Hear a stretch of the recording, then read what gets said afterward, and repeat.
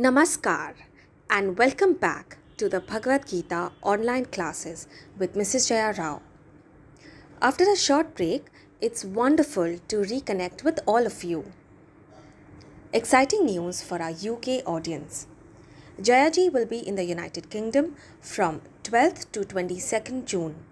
She will speak in Leicester, Nottingham, and London.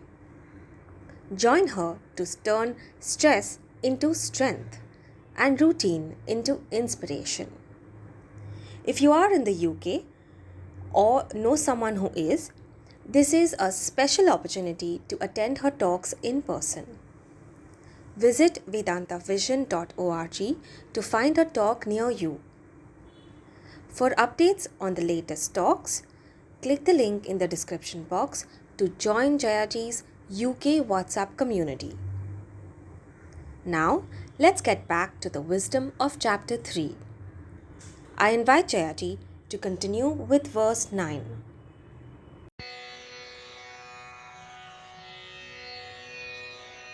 ॐ सहनाववतु सहनौ भुनक्तु सह वीर्यङ्करवावहै तेजस्विनावधीतमस्तु मा विद्विषावहै ॐ शान्ति शान्ति शान्तिः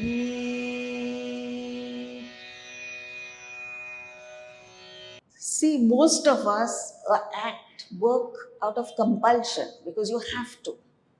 Huh?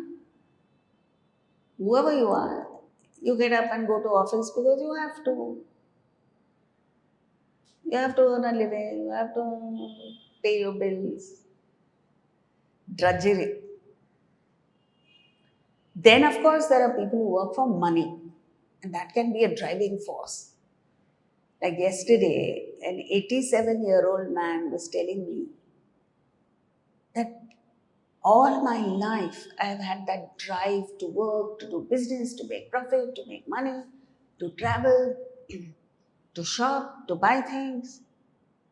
And suddenly now I feel let go. Why am I feeling that? Huh? Anybody would think it's a spiritual growth. It's not. It is that it means that he's fed up. Fed up of the same thing over and over again, year after year. And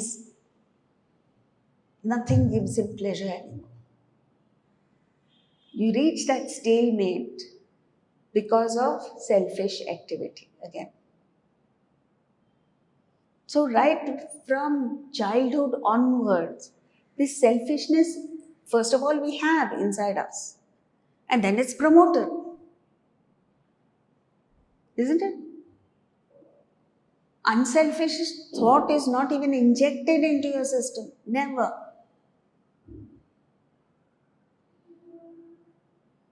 So that then you start running. Stop anyone. What are you running for? Money. And you think you're acting for money. Nobody needs to work for money. Huh? Because money comes as a result of your work. You don't work for money. Then there are a few people who have a passion for whatever they do. Like Ustad Zakir Hussain had a passion for the tabla, for music. Ustad Bismillah Khan had a passion for the Shehnai. Oh, Manu Bhakar has a passion for sport. Whatever. Then a few people do it for enjoyment. There are people who just love doing what they're doing. I don't know how many of you watched Nadal play tennis. Every time I noticed, every time he came out to play, All the other tennis players used to walk to court. He came running, jumping, raring to go, like a horse, you know, like a horse is raring to run, like that he used to come. And you looked at his face, he was eager, looking forward to it.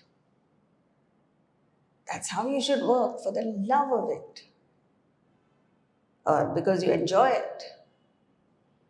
Then happiness, it gives you a sense of fulfillment.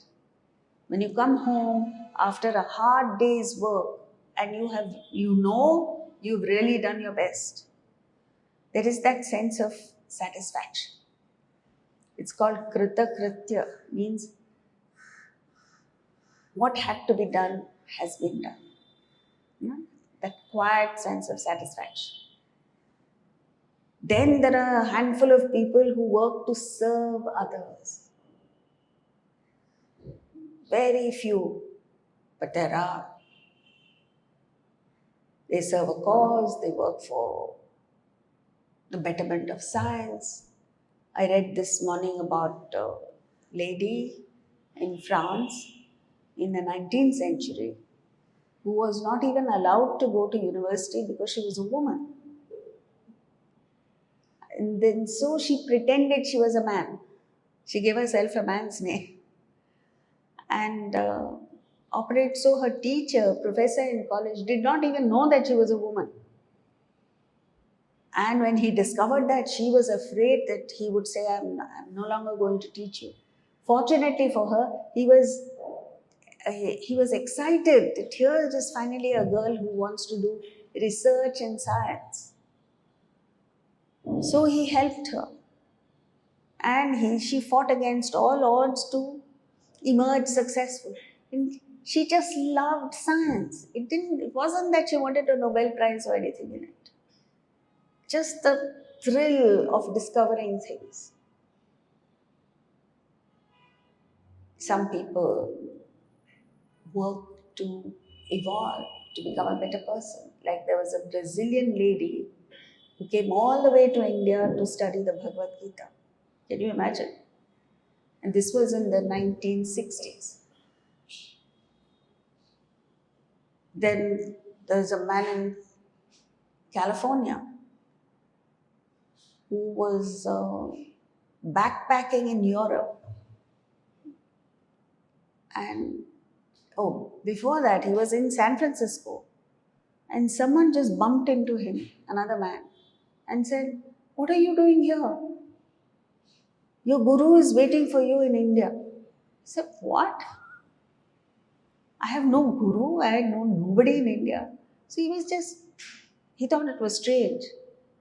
Then he was backpacking in Europe and same thing happened. Somebody just came up to him and said, "What are you doing here? Your guru is waiting for you in India." Since after it happened a second time, he said, "Let me go and find out what is happening in India." And he came to India. He went to the Himalayas, some ashram there. He lived there for 16 years. After 16 years, his guru called him and said, "Now get out. Your mission in this ashram is over. Go back into the world." That man then went to Thailand and started a wellness center. It's a famous center there. So people work for that. And the last is, there are people who work for self-realization, enlightenment, like Buddha, like Swami Ramatirtha, like Narendra, who became the famous Swami Vivekananda, who went in search of people asking, "Have you seen God?" And most people said no. And then he found Sri Ramakrishna, who looked at him, and it was as if he was waiting for him. So when he asked the question, "Have you seen God?" he very quietly, but firmly said, "Yes, as clearly as I see you." And it was the same Ramakrishna who later told Swami Vivekananda that you cannot see God. So that's the thing. Every time you must ask yourself the question, because the selfishness creeps in. You can't just say I'm working for a cause and keep quiet. Constantly question yourself. What am I working for? For profit or not for profit? Or for a cause? Are my actions desire driven or am I performing obligatory duty? Do I view work as drudgery or revelry? Meaning, very simple. Are you looking forward to Friday evening? Friday evening is around the corner. Or for Monday morning? Suddenly you realize it's a long weekend. Are you jumping with joy? Or do you feel good when you have to work one extra day? Does your work give you stress or peace? Does it pollute your system with more desires or cleanse you of desires? So all this depends on where does your action spring from. If you just do routine monotonous actions from the body, many people just go through their job specifications. There is no participation of either mind or intellect. Routine work. Or are you inspired emotionally? That your emotions drive your action. You act because you love it. Then it's a totally different thing. Or are you convinced that this is what I ought to do?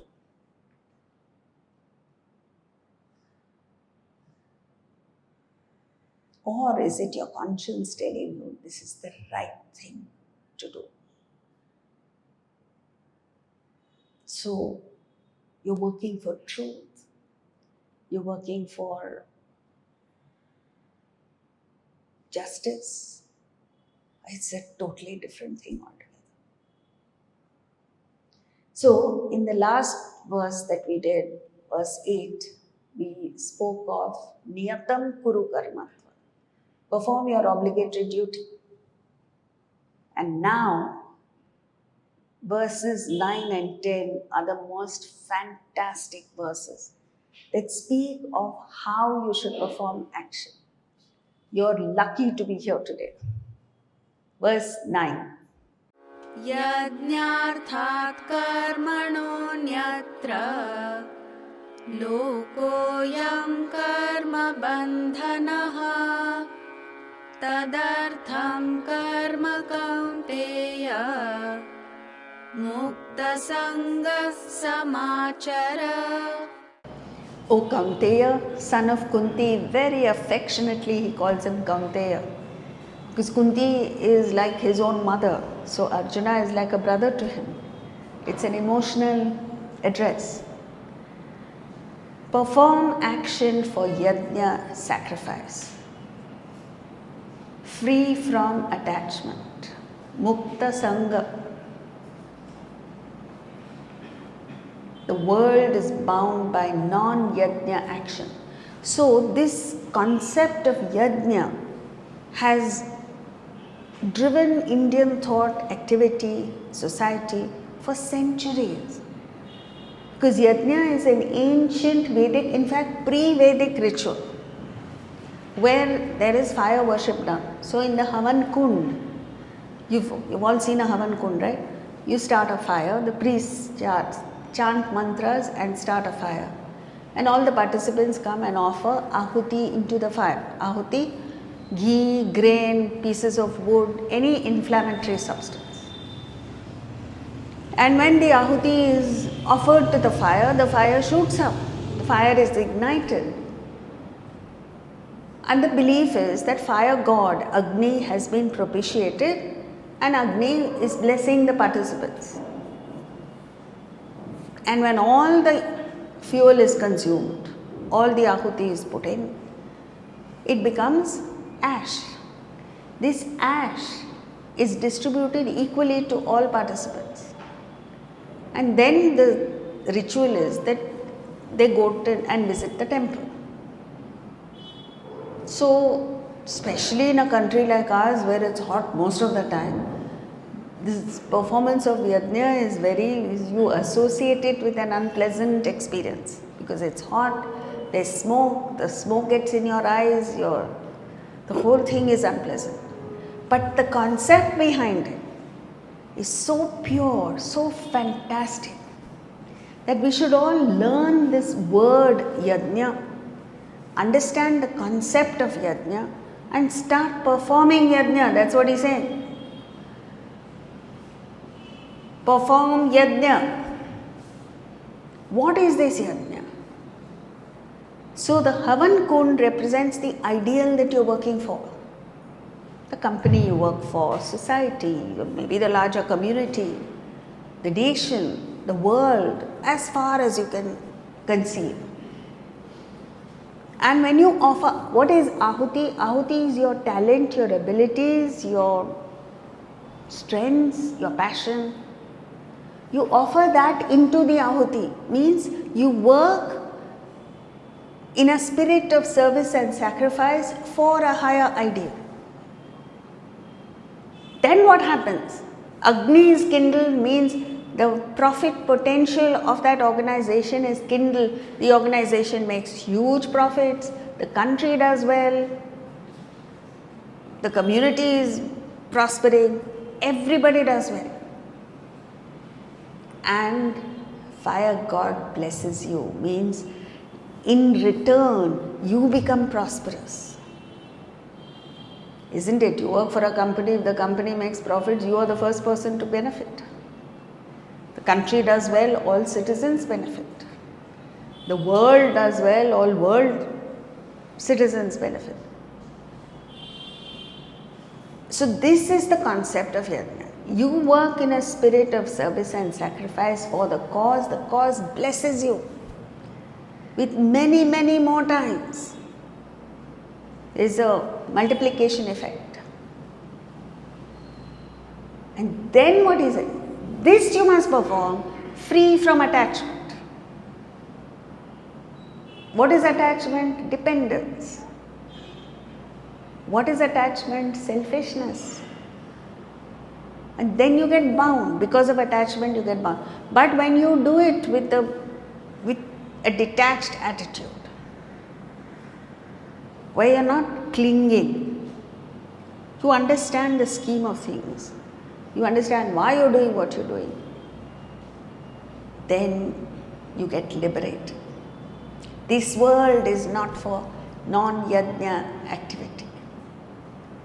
So this we must understand. When he says this, non-yajna means selfish. Why is he saying that? Because through selfishness you will not get profit. It is not possible. You won't be happy because the law is that all givers are happy, all takers are miserable. And you won't evolve as a person. You see, this thought of self and selfishness keeps you restricted, limited. Like bonsai trees. Such a tragedy. You see a tree that has the capacity of growing up to 25 feet, remaining like 6 inches high. You know why that happens or how it happens? How? Roots are systematically cut. So whereas in a normal tree the roots go deep into the soil for nutrition, this is prevented because you are artificially cutting it. And the tree gets stunted. Same thing happens to us. With selfish activity, your thoughts are prevented from going deep into your soul for nourishment. It's only when you connect to Atman that there is vitality, energy. Otherwise, you wilt. Literally, you wilt. So he says this world is not meant for non-yajna activity. And the prasada that you get is the ash, which is shared with everyone. And then you go to the temple, means you evolve spiritually and you get darshan of the Lord. You get to the state of self-realization. So bondage comes from selfish activity. You must understand. When you act in a spirit of cooperative endeavor, the whole makes profit, everyone does well, and you get blessed. Desires drop. Why are we not doing it? However many times we hear, why are we not doing it? Fear of loss. Oh, if I give, what will happen to me? What has happened to you? It can't get any worse, so give.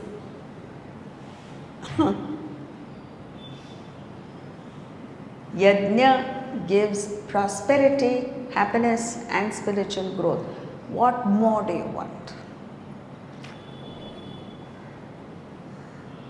So when you say sacrifice, you think it's a painful thing. It's not. You sacrifice your own lower desires for your own higher yearning. You talk to anyone who has succeeded in their field, whatever it is. It could be dance, it could be music, it could be business, it could be sport. The higher they are, the greater is the sacrifice. Look at anyone, Messi in football, Virat Kohli, cricket. You know what he said? I have no problem eating the same food every day. And it's not chatpata tasty food. I am happy eating boiled food. Tasteless. But that helps me become a better cricketer. How he remains slim, fit at, how old is he? 36. No joke. The only time he said that he acknowledged his age was when he was asked recently, you have 4 days between now and the next match. What have you to say? He said, at my age, I want it. I want that rest to recuperate. But otherwise, he's full of beans. Musicians, they do riyaz 14 hours a day, 12 hours a day. They just keep on and on and on. Usain Bolt, for a run of 115 seconds, was paid $119 million. So what the commentator said is that he was not paid $19 million for those 2 minutes. He worked 20 years for those $119 million. 20 years, you can't eat what you want, you can't sleep the way you want, you can't do a million things. Can you imagine sticking to that punishing schedule every day for 20 years? He deserves much more than $119 million. Don't you think so? Anyone who can do that, hats off to him. So that is sacrifice of the lower for the higher. And now he goes on to spelling out what that yajna is. In verse 10, I would strongly recommend that you learn this verse by heart, know the meaning of this verse, translation, and try to apply, actually put it into practice, every word of this verse. There is not one word that is extra. You've got a long time now to practice this one verse. Verse 10. Like Usain Bolt example, if you envision something harder, does that mean when you're sacrificing, you may go through that pain? So you will not be happy? Or the mind will still be happy because... Good question.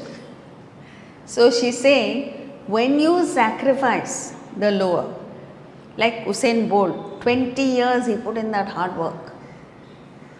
Is it painful for you? Or do you get a kick out of it? What do you think? See, physically it is a pain. You're denied so many things. You have to do so many things that you don't like. But the overriding factor is that you're doing all this for that. For the reward that means much more to you than eating junk food or sleeping late or whatever you would like to do, or going off on a date. It's what is more important for you. Now another person may say, hell with it, I'd rather sleep. I don't want $119 million, I'd rather sleep or eat burgers. But that's a stupid way of looking at it. Also, you must understand your talent, your ability. So to translate talent to achievement, you must sacrifice. There's no way you can do it without sacrifice. See, Sachin Tendulkar was outstandingly talented. He was born a prodigy almost. But he would have remained an unknown entity if he hadn't put in that hard work and sacrifice. So, in the end then, it doesn't matter how talented you are or not talented you are. You just put in that consistent hard work, you will achieve. There are dumb people who have gone places. And there are superbly talented people who haven't achieved anything. They're not willing to, see, today, sacrifice is a bad word. Nobody wants to work hard. Isn't it? Everyone wants to bunk.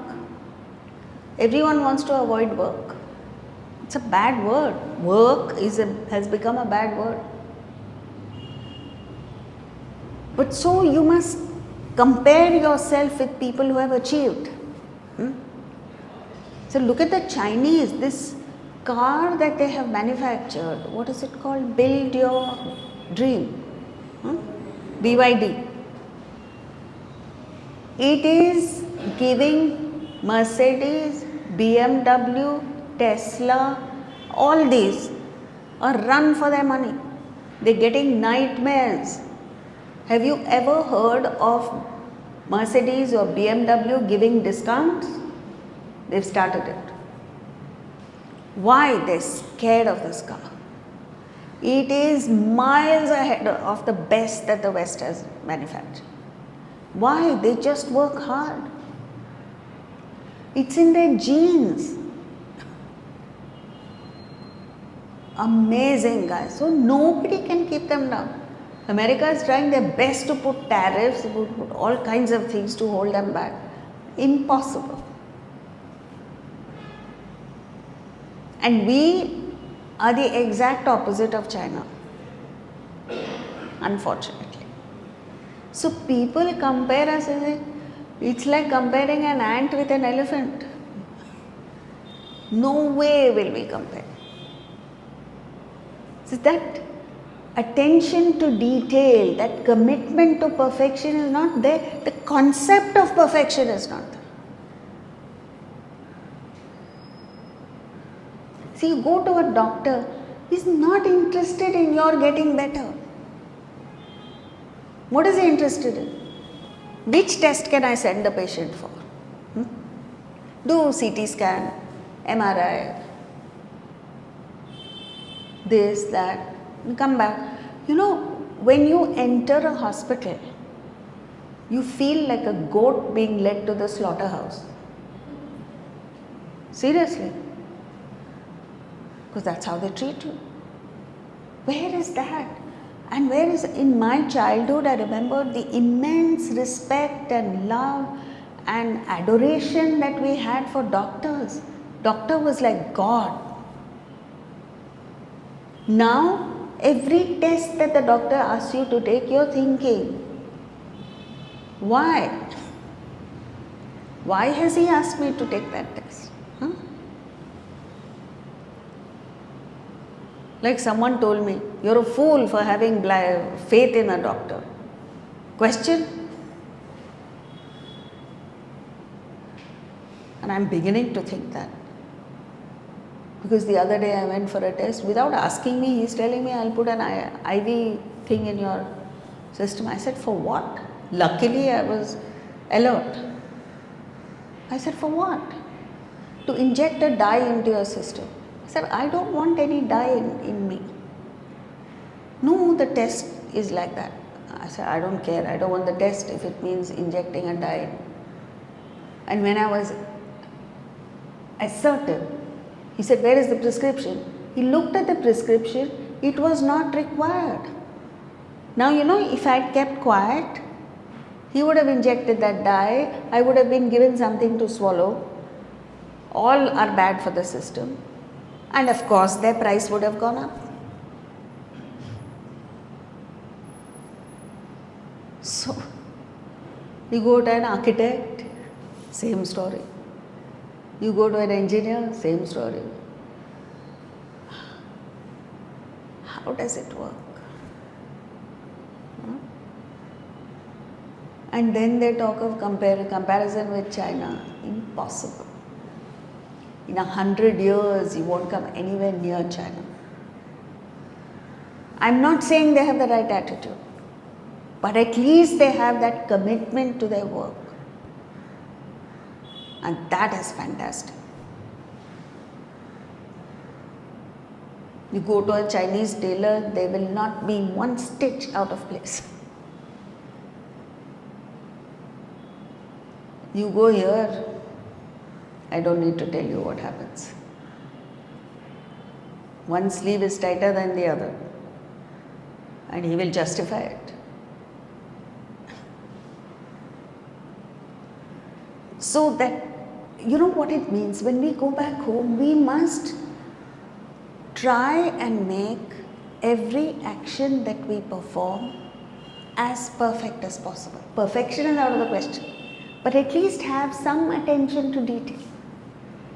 If you're cooking a breakfast for someone, at least think, let me do my best. Not just I have to make, so somehow or the other I'll make.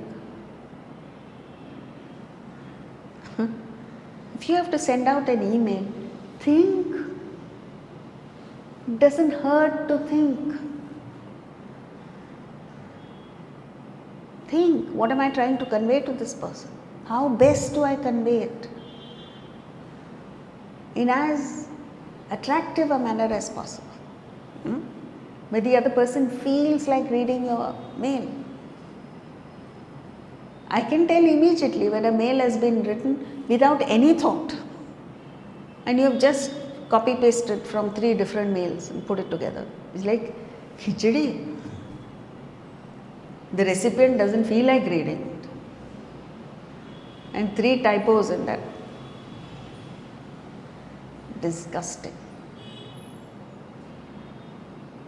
How do you differentiate between passion and desire? Like, for example, I enjoy cooking, but I also desire good food. So,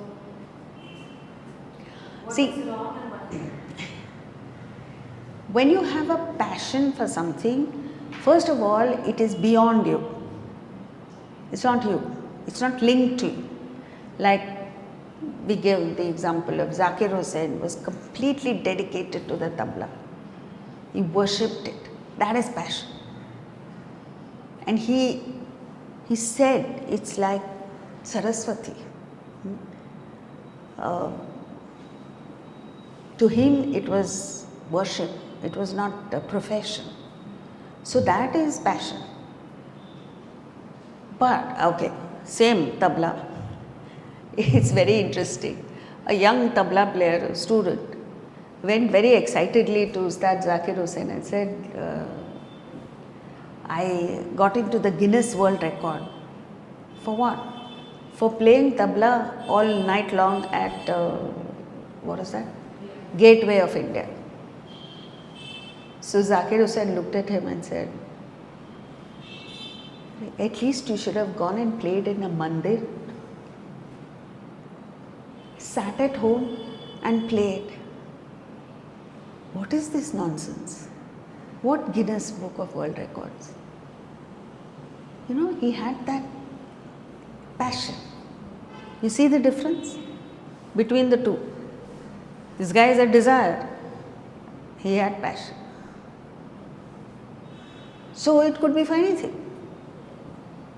Where there is no monetary gain, there is no conversion of that to monetary gain or fame, self, and that's passion. Okay, verse 10. Can the desire change into passion? See, passion is not just any desire. It is your swadharma. It's your core interest. It's something that you were born for. Like, have you heard of Malika Sarukar? She's a famous dancer. It was as if she was born to dance. It's like a parrot is born to sing, nightingale is born to sing, a peacock is born to dance. It's that strong in you. That's passion. Desire is like she said, desire for eating. That's not passion. Okay? Yeah? Because the mind is always agitated and hence, as you said, that there is no attention to detail and is gathering 10 different thoughts. Hence, the person is not able to focus on that thing at hand. As you said about perfection, Is that a question or a statement? I am just asking, is that the reason, main reason? No, it's because you don't have a commitment to any goal. Once you have commitment, even if you are agitated, you'll calm that down. Why are you agitated? Because you have too many desires and there's no direction in your life. And it's more of like and dislike rather than what to do. Rather than? Rather than what's one's duty. Yes. Yes. 10. सह यज्ञा प्रजा सृष्ट्वा पुरोवाच प्रजापतिः अनेन प्रसविष्यध्वम् एष वोस्त्विष्टकामधुक्. Having created humankind in the beginning along with yajna, saha yajna, sacrifice, Prajapati, the creator, said, by this may you prosper. Let this be the Kamadhenu. Kamadhenu is a wish-fulfilling cow of your desires. So this is the central theme of the 3rd chapter, Yajna. So, he's putting it dramatically and saying when the creator created the human being was given the special gift of sacrifice, yajna, denied to all other creatures.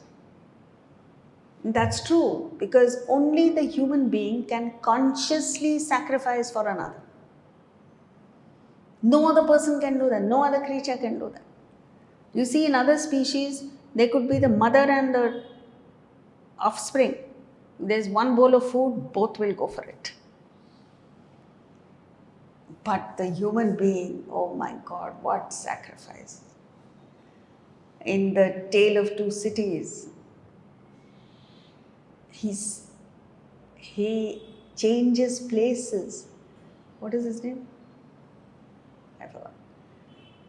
Changes places with the prisoner who's about to be guillotined the next day. He goes as his lawyer.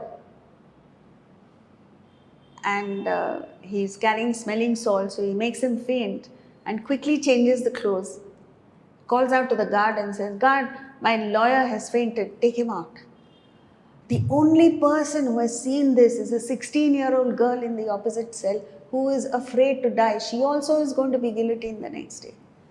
She sees this and is completely inspired. She says, "I am afraid to die, and here is a man who's changed places with a convict." What sacrifice! And the next day, when they are carted to their death, Charles Dickens says, what must be going on in his mind? That he must be saying, it's a far, far better thing than I've ever done. It's a far, far better, what is that? Far, far better end I go to than I've ever known. And he's being guillotined. And the man that he has saved, he has no connection with. He just understands that here is a French aristocrat who is a good man who's being unnecessarily guillotined just because he's an aristocrat. This is humanity. That's what Shakespeare says. Let the world stand up and say, this was a man. Just a human being. Where is that and where are we? We can't sacrifice one samosa for another person. Because we haven't been taught. It's not that we're not capable.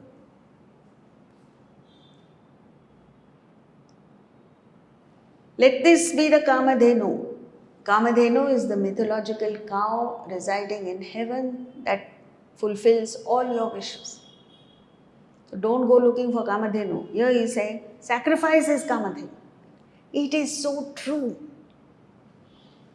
The moment you give up something for another person, you get 100 times more. But you don't give for that 100 times more. Then you're doing business, not sacrifice. Genuinely from the bottom of your heart, give like the way Shabari gave berries to Lord Ram. Like Sudama gave a handful of poha to Krishna. Like in Les Miserables, the priest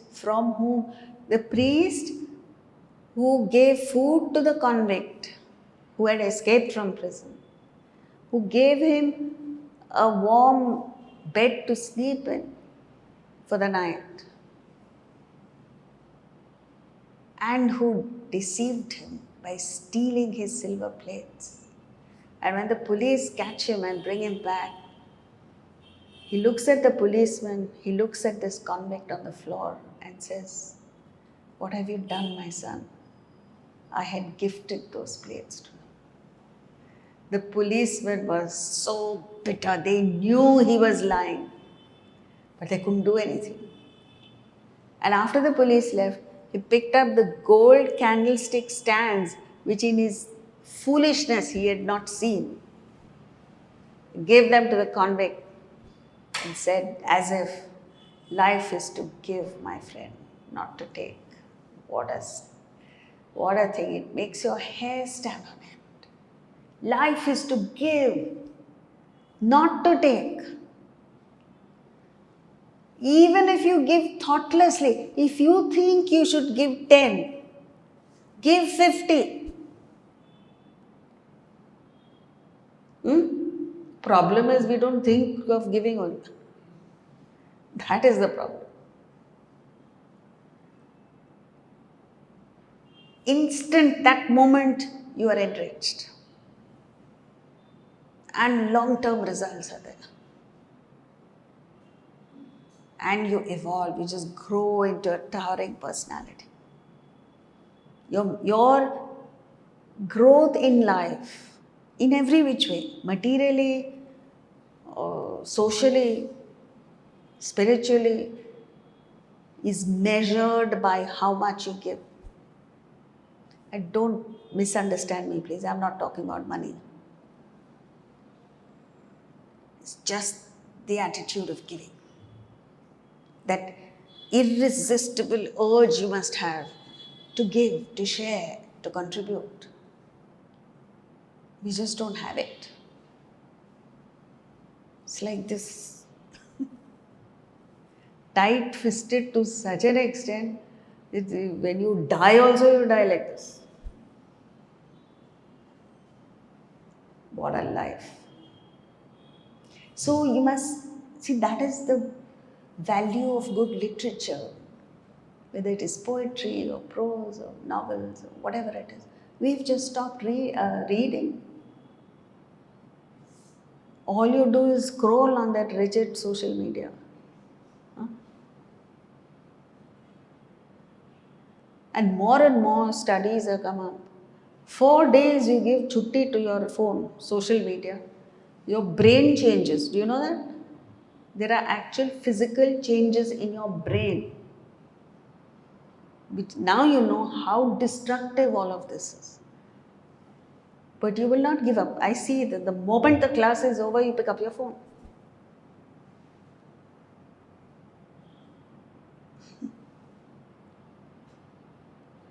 And usually there are no messages. Nobody wants to contact you.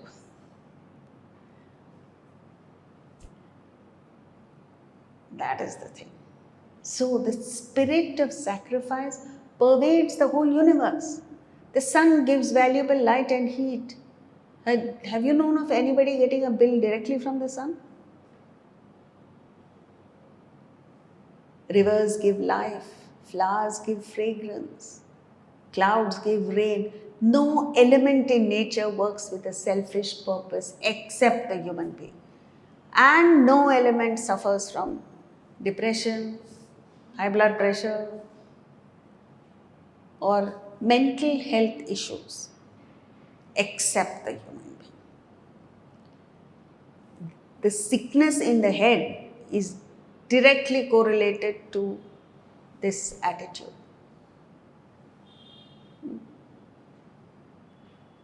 It's very sad. 11. देवान् भावयतानेन ते देवा भावयन्तु वः परस्परं भावयन्तः श्रेयः परमवाप्स्यथ. Infuse the devas, gods, with this. This means yajna, sacrifice. And may those devas inspire you, inspiring one another, parasparam, you shall gain the highest good. So, you act for the goal blesses you with prosperity, you reinvest the profits back into the goal. Again, this cyclical pattern happens till you reach the highest, which is self-realization. So, keep investing, never in cash. You see, have you read about American billionaires? I think Warren Buffett stays in the same home that he bought for $32,000 some 25 years ago. Most of these, the richest guys in the world, drive ordinary cars. They have ordinary phones. They carry ordinary bags. And they travel by ordinary planes, not private planes. And you should see their attitude. I have spoken recently to 3 groups of some of the richest guys in the world who've come here to India. Absolutely humble. They don't talk about themselves. And I didn't see them wearing designer clothes or designer shoes or any such thing. Just simple, ordinary people. Indians, they're not even billionaires. Little money they make, they go around strutting like peacocks.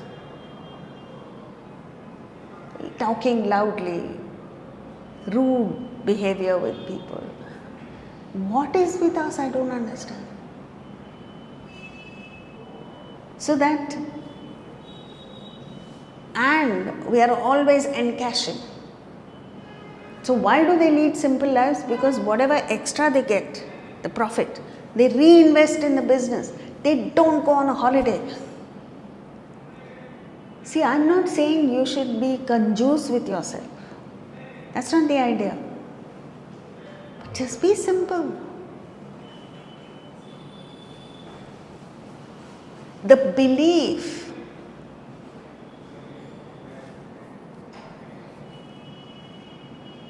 that if you wear gaudy, expensive clothes and shoes and all of this will add to your value is nonsense.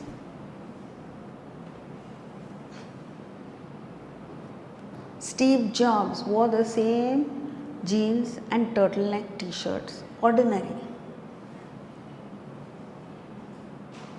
all his life. But what a man he was. The Apple's turnover is more than the GDP of most countries. This is the problem. Someone in London told me he used to work for high-end handbag, ladies' handbag. So he said something very interesting. He said their biggest customers are Chinese and Indian women. So I looked shocked. I said, really? He said, yes. He says, that is where the most foolish people live. They're stupid enough to fall for our marketing. You know? Why would you pay through your nose for a bag and become a moving advertisement for it? Like if I buy a suitcase or even a car, you know, the number plate has the dealer's name. I say take it off. Why should I carry your name all over the place? You haven't paid me. I'm not a GITA JAGTA hoarding for you. Similarly with bags or anything. There's no thinking among people. Carry a simple handbag. You see, the thing is, if you carry a branded handbag, people's attention will go on your bag, not on you. You want people to focus on what you're saying. You should carry a simple handbag so that their attention is on you, not on your bag or what you're saying. So that's the thing. This is how you reach the highest. 12. इष्टान् भोगान् हि वो देवाः दास्यन्ते यज्ञभाविताः तैर्दत्तानप्रदायैभ्यः यो भुङ्क्ते स्तेन एव सः. Infused with yajna, sacrifice, the devas, gods will give you the desired objects, enjoyments. One who enjoys their gifts without offering to them is a thief. So, in the first sentence, it's an innocuous statement that when you sacrifice, the gods will bless you, will gift you objects of enjoyment, means of objects of desire. Second sentence is very significant. He says, those who enjoy their gifts without offering, means without paying back, is a thief. Now for Krishna to use a word like this, it's really significant. He's a highly refined person. He doesn't use words like thief. But why has he used it? Because it is so important. Now the first time you read this sentence, you say, oh, I'm not a thief. Which is true maybe from a limited perspective. But when you really give it thought, have you paid for the roads that you ride on? Have you paid for the oxygen you breathe? Have you paid for so many amenities and facilities that you enjoy? Millions and millions of things we enjoy for free that have been given to us in abundance without so much as a thought, without so much as saying thank you. Have you ever said thank you to whoever for the oxygen that you breathe? For the fact that your liver is functioning properly, that your lungs are able to exchange gases perfectly. No, you don't even think about it. So we belong to this category, tamasic. We eat, we enjoy what is given to us without offering in return. And then in the next verse, he gives the Rajasic and Sattvic variety. 13. यज्ञशिष्टाशिनः सन्तः मुच्यन्ते सर्वकिल्बिषैः भुञ्जते ते त्वघं पापाः ये पचन्त्यात्मकारणात्. The virtuous enjoying the remains of sacrifice, yajna, are liberated of all sin. Sinners who cook for themselves eat sin. This is a beautiful construction. The first sentence describes a sattvic person. Sattvic person is one, first of all, virtuous, an embodiment of virtue. What do? They enjoy the remains of sacrifice. Yajna shishta means what remains after the sacrifice. What remains after the sacrifice? Ash. Ash is no good to anybody. But that is what it is. What is the remain of sacrifice? Prosperity, happiness, spiritual growth. When you sacrifice, you don't know what the result is going to be. It's an act here, an act there. You even forget. But it has an impact on your life.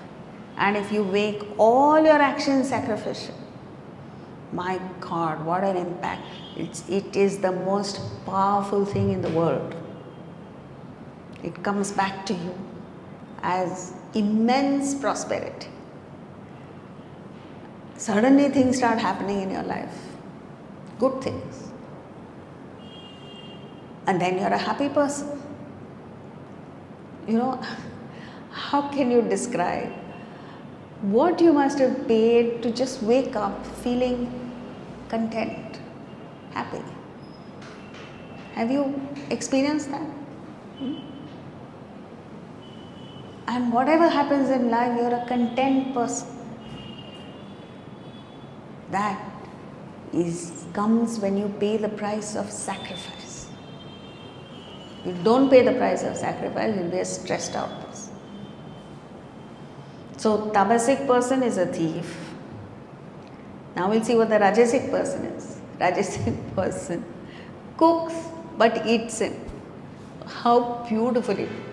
Cooks means works hard. So all business people in the world are working 10 hours a day, 12 hours a day, rushing around, running around. What do they get in return? Stress. Sin means mental agitation. It's so beautifully put in. Across the board, throughout the world, you only see characters like this, who cook but eat sin. So they're rushing, running around, tiring themselves out, getting backache and all kinds of aches and pains. Can't enjoy a meal properly because they're too tired. They cook but eat sin. That is the Rajasic. And Sattvic, enjoy. So only the Sattvic person enjoys. You see the description.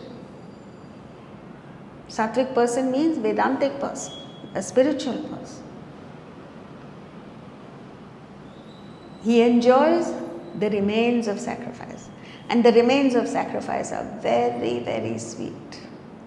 That's why prasad, when it is distributed, is always sweet. No? Have you ever been given bitter prasad?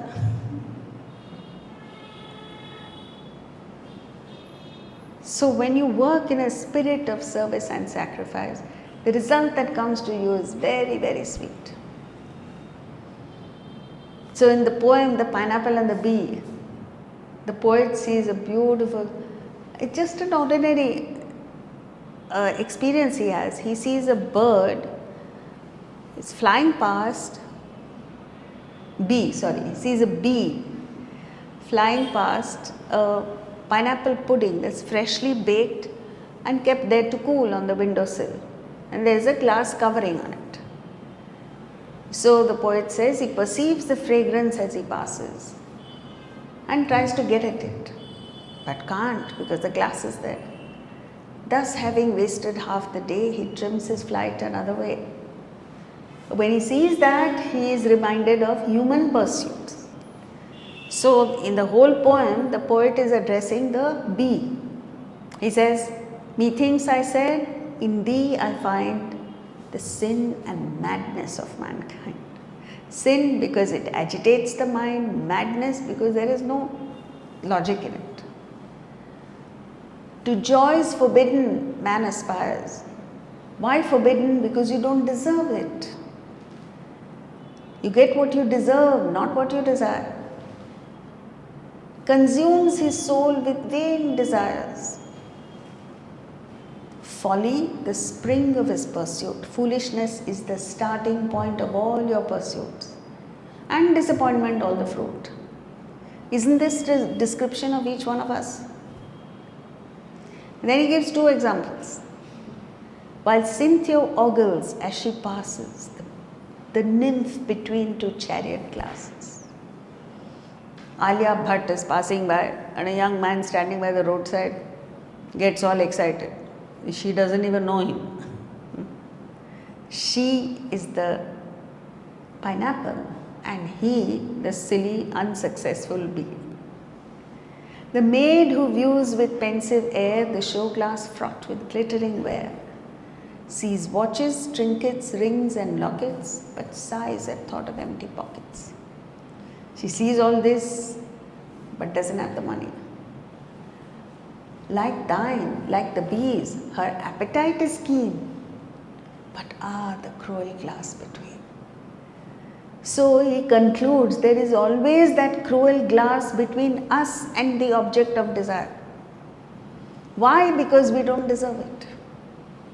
And then he concludes, our dear delights are often such, exposed to view but not to touch. The sight our foolish heart inflames, we long for pineapples in frames. And he gives three categories of people. With hope. With hopeless wish, one looks and lingers. The tamasic fellow just stands there and looks at it. One breaks the glass and cuts his fingers. The rajasic person breaks the glass. He also doesn't get it. He cuts his fingers. He gets pain. But they whom truth and wisdom lead can gather honey from a weed. What a beautiful description of a sattvic person. If you are led by truth and wisdom, you gather honey from a weed. Where is the honey? It's not in the weed, it's within you. So it doesn't matter what the world gives you. You are an epitome of joy and cheer and happiness. Sattvic person. We must aspire for that. Move from tamasic, hopeless wish through rajas, break the glass, to finding honey in a weed. Beautiful.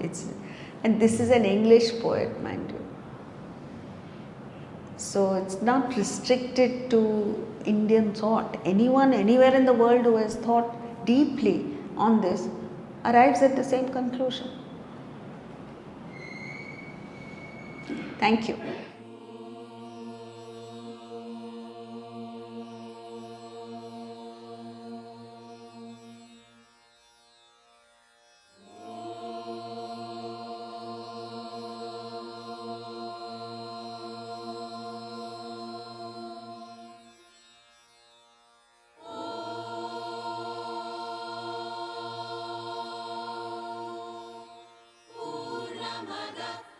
पूर्णमिदं पूर्णात् पूर्णमुदच्यते पूर्णस्य